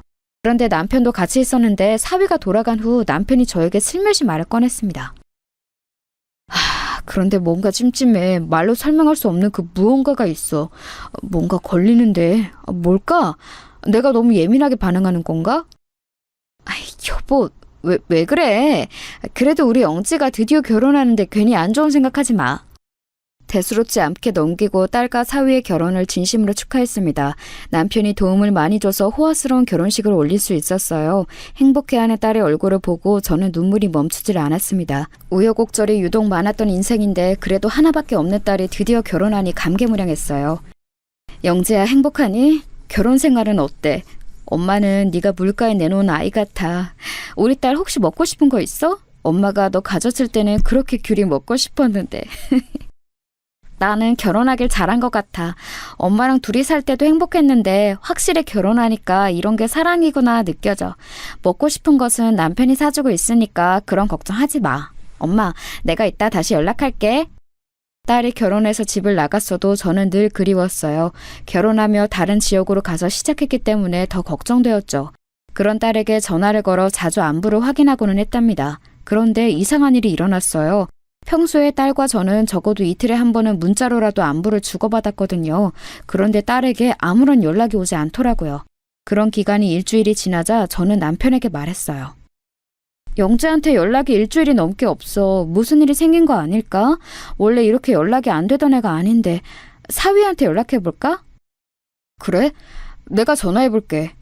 이상하다. 그러고 보니 나에게도 딱히 연락이 없네. 원래 영재가 나한테 먼저 연락을 자주 했었거든. 남편과 저는 이상함을 눈치채고 사위에게 연락했더니 대수롭지 않게 받더라고요. 아, 영지요? 아마 집에 있을 거예요. 제가 연락하라고 할게요. 장모님 걱정하셨군요. 너무 걱정하지 마세요. 사위의 연락을 받고 종일 딸의 연락을 기다렸는데 아무리 기다려도 연락이 오지 않았어요. 남편과 저는 진지하게 경찰에 신고할까 고민했습니다. 여보, 아니야. 일단 신고하기 전에 사위 회사에 가보자. 사위 얼굴을 보면 우리가 눈치챌 수 있을 거야. 남편의 말을 듣고 저는 남편과 같이 사위의 회사에 찾아갔습니다. 사위는 우리 부부를 보고 활짝 웃으며 반겼어요. 그 모습을 보고 내심 속으로 긴장을 풀게 되었습니다. 우리 영지가 도통 연락이 되질 않아. 저번에 자네가 말한 대로 연락을 계속 기다렸는데 안 오더라고. 찾아갈까 생각했지만 사돈댁과 같이 사니까 그럴 수도 없고. 그런데 우리 딸이 걱정이 돼가지고 이렇게 찾아왔어. 일하는데 방해해서 미안하네. 아니에요, 장모님. 저는 이해합니다. 그리고 사실 제가 일부러 말하지 않았던 사실이 있어요. 장인어른 장모님, 사실 영지가 많이 아파요. 그래서 미국에 요양 보냈어요. 영지가 절대 부모님께 알리지 말라고 해서 끝까지 비밀로 하려고 했는데. 뭐라고? 그게 무슨 말인가? 아니, 우리 영지가 어디가 아파? 자세히 말해보게. 나는 처음 듣는 내용이야. 큰 병원에서 검진했는데 영지의 몸에 악성 종양이 있다고 하더라고요. 그래서 영지가 의사인 아빠에게 알리기 싫다며 미국으로 갔어요. 영지, 그래도 내년에 다시 한국에 올 거니까 조금만 기다려주세요. 급기야 사위는 얼굴을 손에 묻고 오열하기 시작했어요. 저는 너무 놀라 사실이 믿기지 않았습니다. 우리 딸이 아픈지도 모르고 저는 연락을 기다렸던 거였어요. 그렇게 남편과 사위의 회사를 나오는데 그 순간이었습니다. 여보, 이상해. 아무리 생각해도 이건 말이 되지 않아. 내가 지금 병원을 운영하고 우리 아버지도 병원장이었잖아. 영지 우리 병원에서 최첨단으로 건강검진을 매년 받아. 아무 이상이 없었는데 결혼하고 갑자기 악성종양? 내가 아까 병명을 물어봤는데 대답하지 못했어. 이건 분명 우리 딸에게 무슨 문제가 있는 거야. 뭐? 그러면 어떡해? 우리 영지 어떡해? 경찰에 신고해야 할까? 아니, 그건 너무 섣부른 선택이야. 일단 우리끼리 해결하자. 그래야 오히려 우리 딸의 안전을 보장받을 수 있어. 여보, 좋은 생각이 났어. 우리가 사돈댁에 불시에 방문해서 카메라를 설치하는 거야. 남편과 저는 더는 지체하지 못한다고 판단했어요. 그래서 소형 카메라를 구입해서 무작정 사돈댁을 방문했습니다. 어머, 여긴 어쩐 일이세요? 잠시만요. 집이 더러워서요. 조금만 기다리세요. 금방 열어드릴게요. 사돈은 우리를 보자 심하게 당황했어요. 연락도 없이 불쑥 찾아가는 행동이 예의가 없다는 것을 알고 있었지만 그때는 그런 게 신경이 쓰이지도 않았습니다. 20분 정도 기다린 후에 사돈댁으로 들어갔더니 우리 딸의 흔적은 보이지 않았어요. 제가 사돈과 얘기하는 사이 남편은 몰래 잘 보이는 곳에 카메라를 설치했습니다. 그리고 여러분, 믿을 수 없는 일이 일어났어요. 남편과 저는 그날 밤 바로 우리 집으로 와서 노트북에 카메라 원격 조정하고 지켜봤습니다. 그런데 노트북으로 보이는 화면을 보고 저는 너무 놀라서 말을 할 수가 없었어요. 야, 너희 부모 오늘 왔다 갔던 거 알지? 적당히 네가 아파서 외국 갔다고 했으니까 나중에 연락 오면 그렇게 말해. 알겠어? 빨리 청소하고 빨래 하라고. 화장실 청소 안 해? 아까 회사로 찾아와서 얼마나 놀라는지 몰라. 장인어른은 의사라더니 그렇게 시간이 많나? 전현하고 최대한 연락 못하게 해. 엄마가 잘 감시하란 말이야.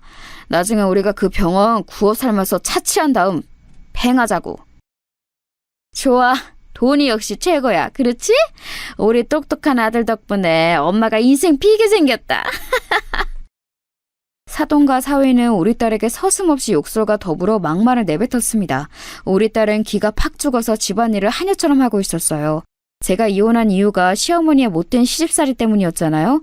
그래서 그 광경을 보고 저와 남편은 이를 갈며 바로 우리 딸을 구하러 사돈댁으로 쳐들어갔습니다. 남편을 보니 손에는 망치가 들려 있었죠. 우리가 문을 쾅쾅 두드리자 분명히 안에 있으면서 인기척을 내지 않더라고요. 이 망할 놈들아, 문 열어! 내 딸 데리고 안에 있는 거 다 알아. 안 열어? 경찰에 신고하기 전에 문 열어! 자식을 구하기 위해 부모는 어떠한 짓도 할 수 있다는 것을 저는 그때 알게 되었어요. 남편은 현관문을 망치로 내리찍어서 문을 열고 들어갔습니다. 엄마, 아빠! 나는 엄마야 아빠가 나 보러 올 줄 알았어. 나 살려줘. 보고 싶었어. 딸은 우리 부부의 얼굴을 보자마자 눈물을 터뜨렸어요. 제가 우리 영지와 함께 눈물을 흘리는 동안 남편은 말 그대로 사돈의 집을 때려 부수기 시작했습니다. 아니 잠시만요. 이거 뭐하는 짓이에요? 장인어른 일단 진정하시고 제 말 들으세요. 누가 당신 장인어른이야? 됐어 이 사람아. 비켜! 이 망할 놈들이 감히 내 딸을 괴롭혀? 당신들 각오해. 남편은 온갖 사돈의 집안 살림을 다 때려 부쉈습니다. 저도 지켜보는 것만으로도 얼마나 뿌듯하고 통쾌했는지 몰라요. 말리는 사위와 사돈에게 저는 말했습니다. 당신들 이거 사기 결혼이야. 우리 남편 의사인 거 알지? 카메라에 다 녹화되어 있으니까 각오해. 알겠어? 이 집도 우리 남편이 사준 집이잖아. 결혼 전에 그렇게 잘 보이려고 하더니 다 이런 속셈이 있었어? 아이고 잠시만요. 우리 무슨 오해가 있었던 것 같은데 그게 아니고 아이고 우리가 일부러 그런 게 아니고 오늘만 그랬던 건데. 됐어 꺼져. 우리가 이제껏 지원해줬던 거 다 뱉어내.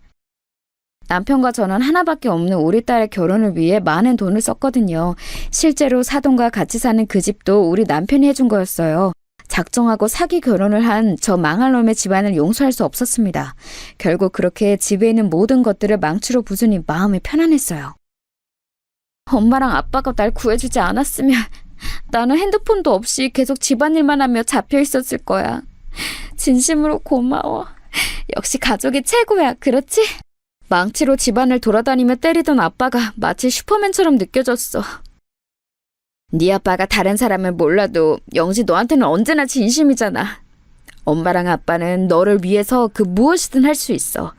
그 사기꾼들은 잊고 이제 우리 딸의 인생을 살도록 하자. 딸은 다행히 남편과 제 극진한 간호 덕분에 금방 정신적인 충격에서 벗어날 수 있었어요. 그 뒤로 당연히 이혼했고 지금은 저와 함께 행복하게 살고 있답니다. 결혼하지 않고 저와 평생 살 거라는데 미래는 모르는 거겠죠? 여기까지가 제가 준비한 사연인데 재밌게 들으셨나요? 들어주셔서 감사합니다. 저는 딸과 남편과 남은 인생 값지게 살겠습니다.